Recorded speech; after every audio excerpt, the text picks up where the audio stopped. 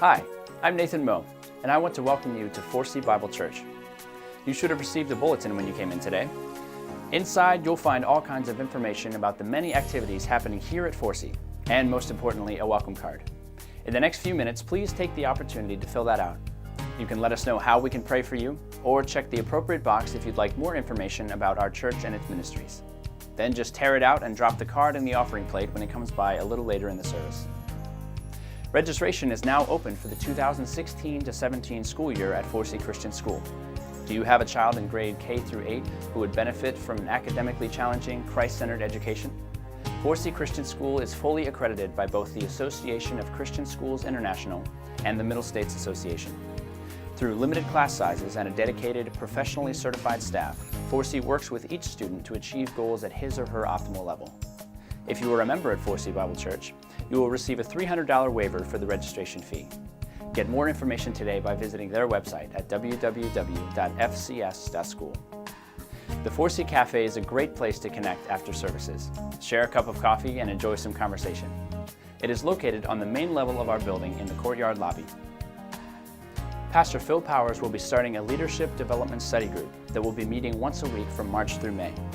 If you are interested in growing as a leader at home, work, and church, you are encouraged to sign up for this special opportunity. See this week's bulletin for more information. We will be celebrating believers' baptism in our worship services on Sunday, March 6th. Anyone interested in being baptized should contact Pastor Mike Maslin at the church office. The worship ministry is putting out a call to artists. We are looking for visual artists to create and submit artwork inspired by themes from Handel's classic oratorio, The Messiah.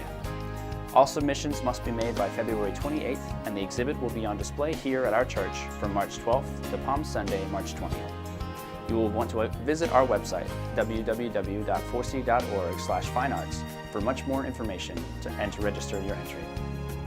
We'd also love for you to join our social media community and share in the conversations happening on facebook.com/ForceyConnects and by following us on Twitter at ForceyConnects. I'm Nathan, and welcome to worship.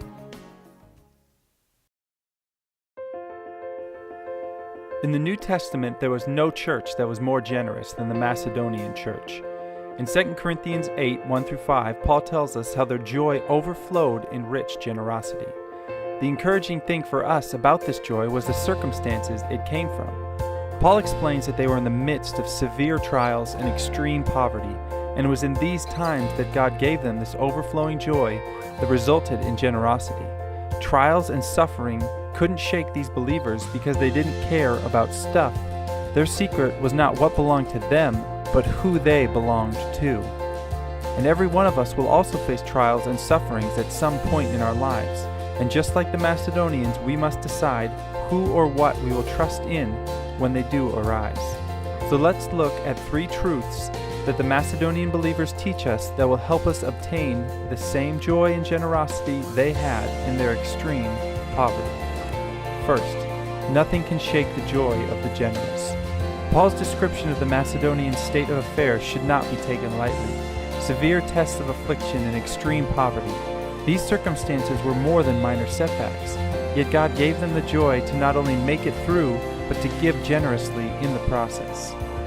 Secondly, generosity flows from a heart of self-sacrifice, not self-preservation. The motivation of giving is not to give in order to get. Instead, just like the Macedonians, it begins with our surrender to God and flows from His joy as we trust in Him. And finally, biblical giving comes from grace, not the law. Tithe, or 10%, is the biblical starting point for giving. Jesus validated this in Matthew 23, but as the Macedonians showed us, their giving was a direct result of the joy they found in God's grace, not from an obligation to give. These verses model for us the response God is looking for when we look at our financial situation. Paul tells us that the Macedonians gave themselves first to the Lord, and in the same way we should approach our finances by first affirming or reaffirming our commitment to trust God's promises. And secondly, we are told the Macedonians gave. Their generosity was the proof of where their joy really came from. And in the same way, our giving echoes what our hearts are trusting in.